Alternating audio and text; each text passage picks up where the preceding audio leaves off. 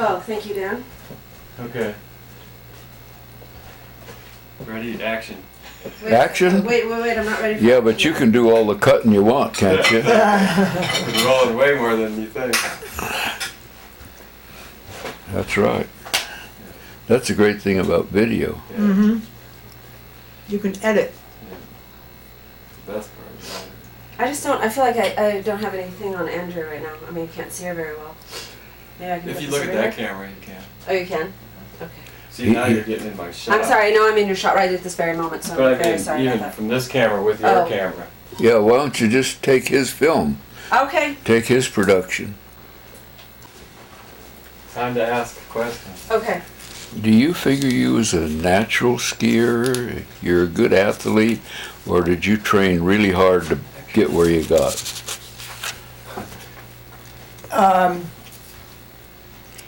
I was a Perfectionist of everything? No, as I grew older, I got to be more of a perfectionist. I'm being turned around here. Okay. I was sort of blissfully unaware. I mean, I've always been able to, I was an athlete, basically. But when I was growing up and I was racing, I was just having fun. It was just a good time. And as I progressed, I guess I have to back up and answer it this way. I'm more of an inner-directed person. I come from inside myself.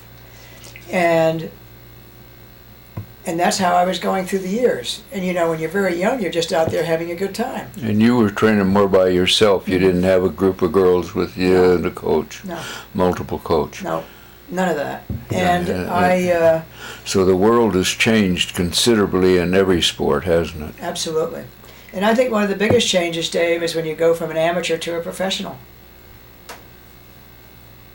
It's a The shock. motivation that you have, I mean, if you're going to be an amateur, you're doing it because you love it. If you're going to be a professional, you're doing it, well, not, I shouldn't say it that way. 'cause Yeah, it's say wrong. it. But otherwise, when you go through the finish line, you know you've got more money in the bank. That's a different motivation. Well, that's the way business is nowadays. Yeah, well, Business used to be fun. Now it's, cutthroat. yeah, and it's bottom line and no consideration for the individuals that really make the accomplishments. I agree wholeheartedly. It's- I agree with you. So that's kind of how I was working. And then that's where Friedel made a huge difference in my life. Because first of all, when you're 16, you're in those funny teenage years where part of you is still okay and the other part of you is taking shape. You're forming yourself. And when he leveled that blast at me, and I skied down the mountain with my tail between my legs, I was devastated. But I finally hauled myself out of there, and I went on to the Harriman Cup, and I won the Harriman Cup, and then rarely ever lost a race afterward. And that was a beautiful part of the history. Right. But the real thing in your mind was the big change that you made within yourself by Right. yourself. Right.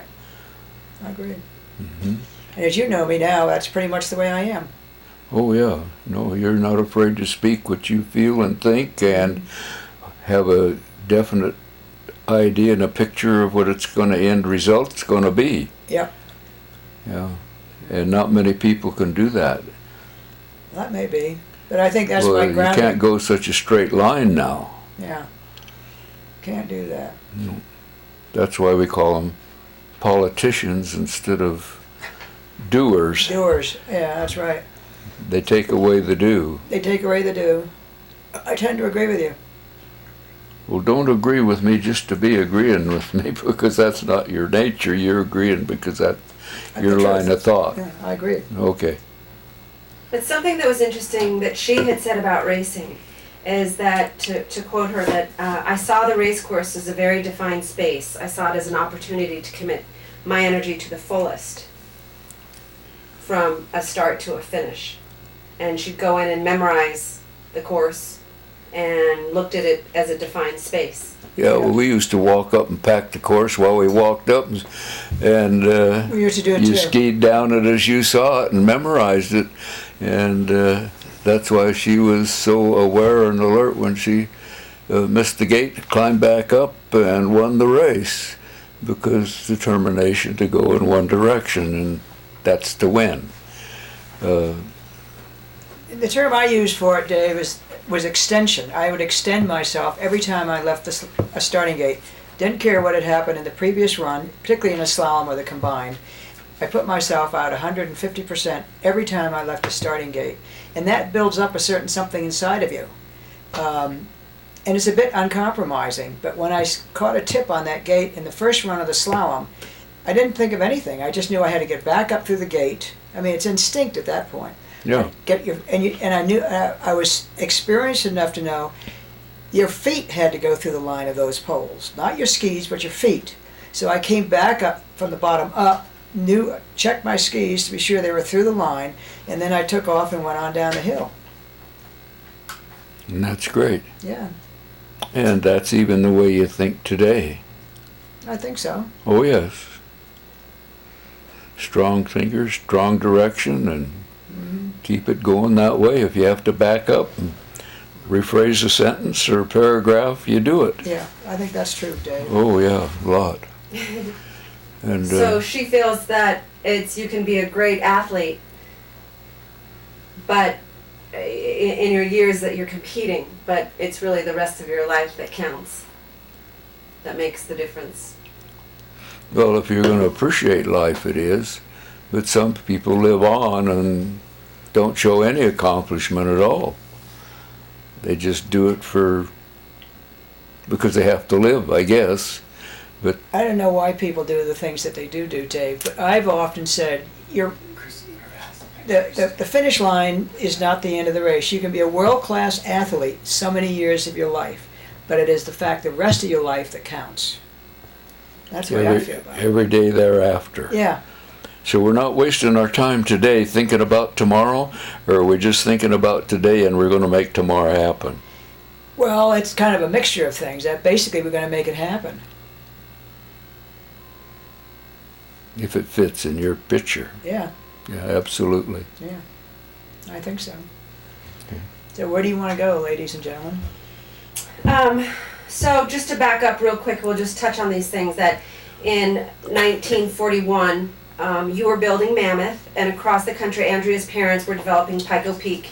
Make sure that, I just want to make sure they- that's not. Get the reflection in there. Yeah. Come on, Dad. They ventured to Davos, Switzerland to explore skiing in the Alps and returned with the first T-bar and its inventor and a Swiss instructor. And this was essentially Andrea's playground, was Pico Peak. So And what date did you put on that? 41. 1941. Well, they started Well, Pico we in had 37. an Austrian, Sepp Benedictor was at Mammoth, Oh, really? or at McGee Mountain. Really? Yeah. Cordy Hill had brought him over from Austria, Wonderful. and Schneider, and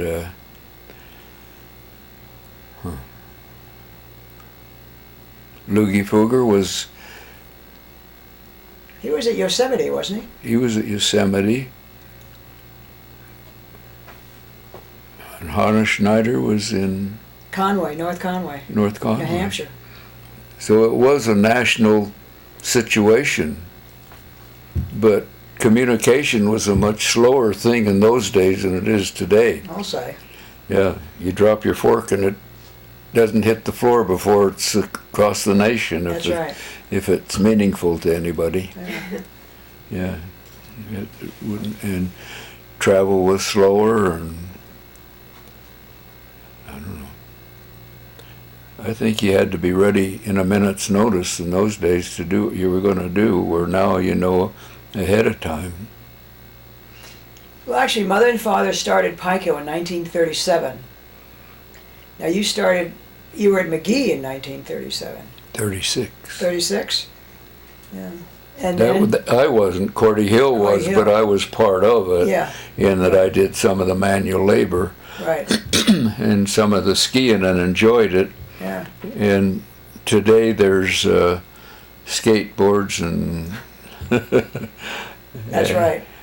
you know, Snowboards. and snowboards, and in that day there were surfboards that you went behind a boat with a rope tied to the Oh, yes. front.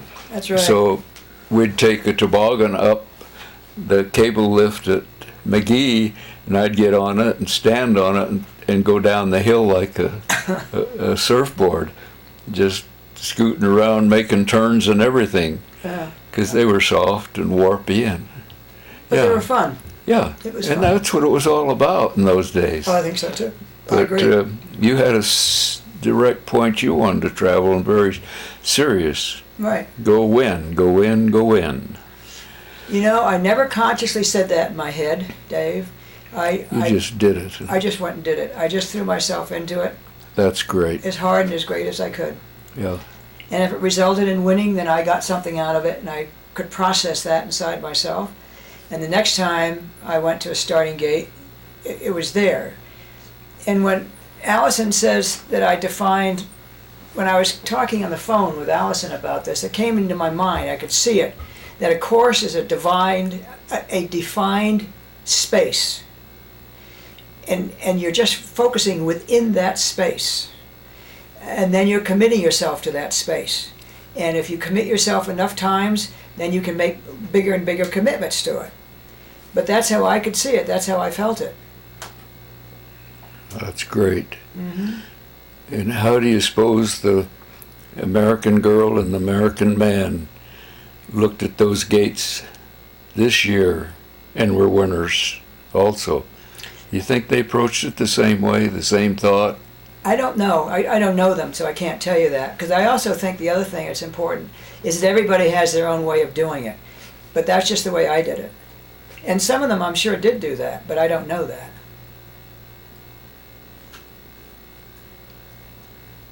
Yeah. How do you think they won or did so well this year? This What was- time? I wished I knew. If I knew, I'd practice that in the business we do. Sure. But all I know is to do the best you can. Every day you don't compete against the other person, you do the best you can. If That's that's true. good enough to march ahead, then that's fine. Right. But natural athletes usually don't ever accomplish that. They go to a certain level, like you say you was disappointed and devastated or whatever word you used when you got beat the first time you went into competition, and you wasn't going to let it happen again. That's your determination. That what made you really good. Well, I was unconscious about a lot of it. I just kept working on this inner thing I had that I wanted to do. I'll bet you wasn't. I'll bet you carried that with you every god darn time, and even think about it today when you try to accomplish something. That's what makes the person you are. I'm going to do it, and I'm going to find a way to do it, and I'm going to practice that. Every run we learn something different about skiing, about ourselves, and maintain that for the future. Well, I think there's some truth in that. But I think of myself again, I go back to being this interior person. I'm an inner directed person. So I take whatever knowledge I need from an event, put it in here, turn it over, and then I try as hard as I can the next time. That's right. Every time. Every time. Every time. Yeah. Do you remember hearing that a woman, Andrea Lawrence, had won 2 gold medals? This was in the 52 I think games. when you put a pair of skis on or picked up a magazine or somebody told you a story, that was a historic event, and it has lasted ever since. And American women, because of that, I think have accomplished the things they have in skiing because they knew then it was a possibility. And I think it helped even the men. And I think that's why we got the 60 Olympics and everything else, is because of the excitement that brought into skiing. That's interesting. I hadn't thought of that. Huh? That's interesting. I had not thought of that. Well, you didn't have time to. You was thinking about skiing itself. I stopped competing at that point. I'd had my family. Did I have all 5 children then? I think I had all Pretty 5 much children. so. But also, just as a matter of keeping the record straight, it's still the only American person, male or female, who has ever won 2 gold medals in a single Olympics. It's a hard thing to do. Well, I blew the third An one. accomplishment. Well, If you was willing to give up when you walked back up to that gate, you'd have never won. No, So it's that continued effort and enthusiasm, excitement. yeah. You just think about one thing, I'm running this race to win. Well, I never thought about that consciously. I shut down inside. I have to tell you, I go about it very differently because I'm really relating only to myself. And I am determined to do the best I can. But when the second run came down, Dave, and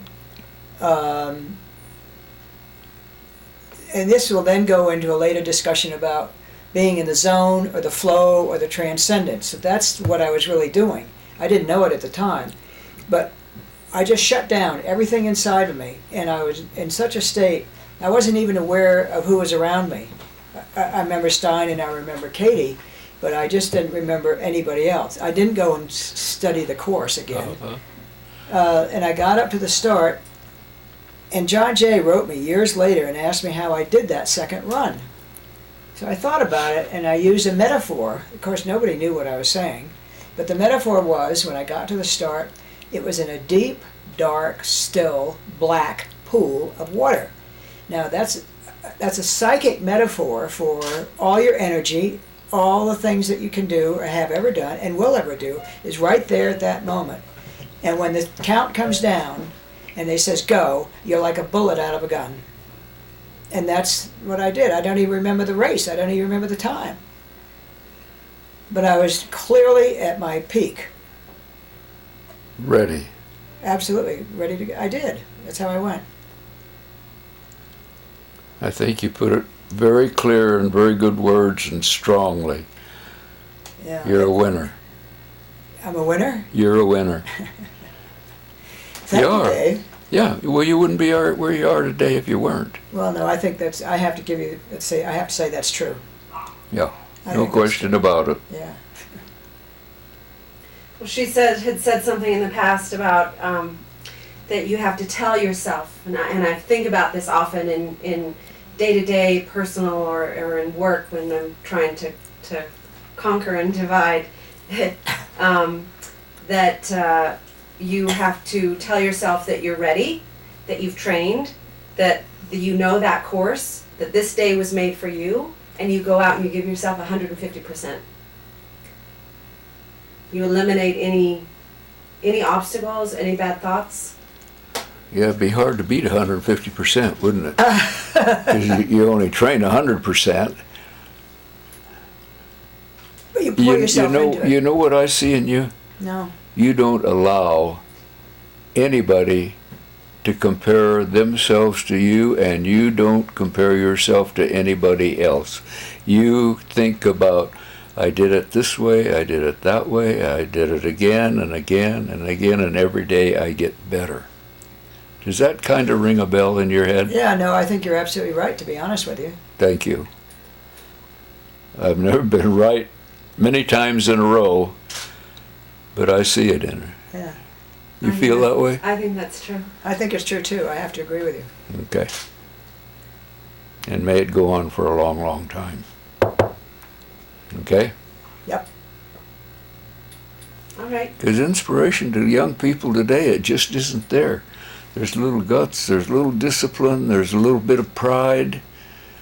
You have a lot of pride, don't you? Don't you think great of yourself? Well, I think well of myself. I have a very healthy ego. Yeah, and why not? Because you're the only one that can do that for yourself. That's right. So I agree. you got to do it. But there's not many people today that think of honesty as being a great thing.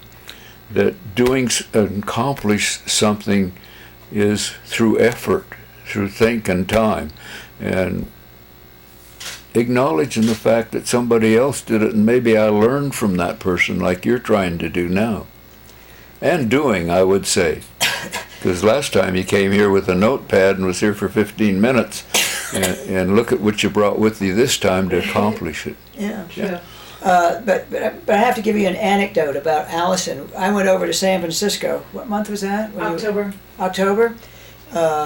and there was the ski association was over there. They were doing their celebration. They were doing a banquet for their San Francisco supporters. Uh-huh. And they had mostly the snowboard team was there, the American snowboard team. Uh-huh. And Allison had this thing set up in the reception room where you walked The in. display with a big screen like this and the silent auction at the cocktail party for it was the U.S. ski team fundraiser. Mm-hmm. And there were two young girls there, and they were really very impressed with this. And I'm not a self-conscious person about a lot of this, but it never occurred to me. But I do know that a lot of the skiers today have no idea what my history is. They know I won 2 gold medals, but that's easy to say. But when Allison's display came on, and there was an older girl there, by which I mean in her teens, and she was very taken with it. She was very impressed with it. And I thought, that's very interesting. But it is. Yeah. And that has a value. So elders do get respect by others' thoughts of accomplishing The same what they, yeah, you bet. No, you're a great model. Thank you, Dave. Yeah. I'm yeah. not used to all of that. That's wonderful. Thank you. Yeah, no, you It's don't. true. She's been a great model. Just trying to be factual. You do it well. Okay. Yeah, Yeah. that's good. Yeah, it is good, Dave. I feel very good about the life I've led. I have no complaints about it. I mean, even being divorced and raising 5 children on my own as a single parent. Yeah. I mean, I can't begin to tell you how I did it. I have no clue as to That's how I right. And that is the truth. And That that's is the truth. Yeah, when you accomplish so many things and done so well, you can't follow the track backwards. You're No. too darn busy thinking ahead. Right. That's No, right. you're probably not good at history, Probably not. Hadn't but thought you're of that. thinking about what to do tomorrow. Yeah. How am I going to handle that cane? How am I going to handle the next in and out of a car? Well, I don't break it down to that point, but it's been a fascinating process for me. Well, to go you through didn't this. put it down to that point when she's in the starting gate either. No, I know. Didn't even See, think about it. and that's what you see. You meet head on. Right. Okay. Well, one thing when I was here on your birthday, I had told you about the story and how I wanted to explore all of the pioneers' contributions because it's really a touchstone to everything that we have today. Everything that you all had built is really a direct result of what we have today. And I mentioned that I love the history and that sometimes progress is not as forgiving or is less soulful. And you had mentioned that you felt like each day progress is good and each day is better than the next. Yeah. I forget exactly. If you how happen to said it. stub your toe and fall back a step or two, you get up and go ahead. And that's what she did when she hit the gate and climbed back up. And, that's the story. That's how you go But through that's life. life every god darn day. You never quit. It's true. Nope. And you never think about what's going to be the total result of what you're doing. You're going to resolve it and get it done. And if it's great, it's great. If it isn't, you just go ahead to the next step anyway. True. No, I never see you stumble and not get up and go. Well, I agree with that, but Yep. I think that a lot of people get knocked down by it instead of getting kicked They out. never get up. They never get up. But that made you, that's like take 10 people trying to each one accomplish something, and whatever that something is, and you tell them, well, you just can't do that. The guy that goes beyond that can't do that It's got it. is a winner. That's right. Yeah, It's got you it. bet. And the others just stumble behind or say, well, it wasn't worth the effort or whatever. Mm-hmm. But that's what makes your life what it is.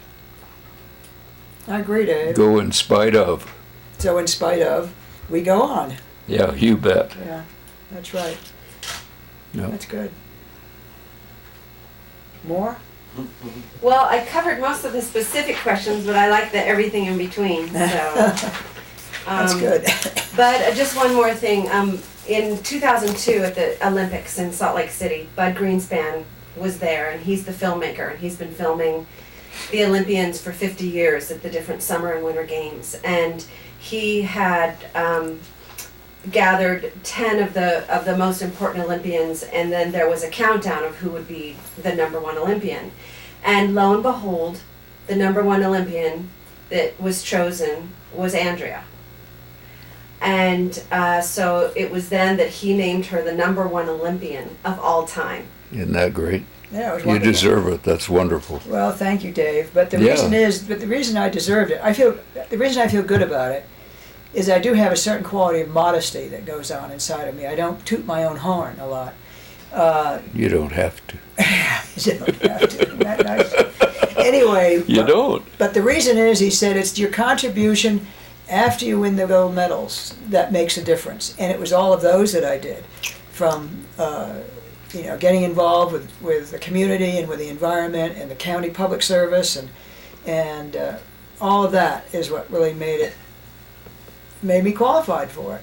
Because a lot of them, after you win the medals or you go on in your life, you don't put back into the world what you can. You're busy opening doors instead of closing them. Yeah. Exactly. That's nice, Dave. Yeah, I appreciate that. Yeah, no, that's the way life is. You march forward. Yep. That's your philosophy, and look at what it's done for you. Yeah. Done great things. Well, I'm trying to accomplish that goddamn computer. Oh, I'm still working on that, let me tell you. No question about it. Yeah. Absolutely. And there's a lot of spirit in it. You have a good day, boy. You don't have any trouble sleeping nights. No, you're happy as a clam. I agree with you. Yeah. I agree with you, Dave. Okay. All right, well, thank you so much. I really appreciate it. It's meant a lot to have you both here and have you Yeah, talk I together. appreciate it. We've never talked about this before. No. So I appreciate that, too. Glad you're there, Dave. I knew Well, I'm Dave. purely in the background most of the time. Well, that's the way I kind of feel, too. Yeah. But Dave was a coach. I mean, he did a great job of coaching. And that's how I first knew about Dave. I knew about his coaching. Mm-hmm. So, I had 14 Olympians. that's right. 14? Yeah. Yes. Oh my gosh. And mostly all the girls, they were wonderful. Old guys, too. Well, you had the guys, Yeah, Jimmy and Spider and Billy and Yeah. all of that gang. Wow. All right, well, that was so great. And we'll be editing it a bit, and then I can show Cutting you. a lot. I'll show It was you. kind when you say editing. You want to get it like a reverse? No, that's okay. Can you have it of all of us three together? Yeah, for sure. Okay. For sure. Perfect. Let me take this off. Yeah. It's getting hot in here. I'm not hot, I've just been sitting. Thank you, Dave. I thought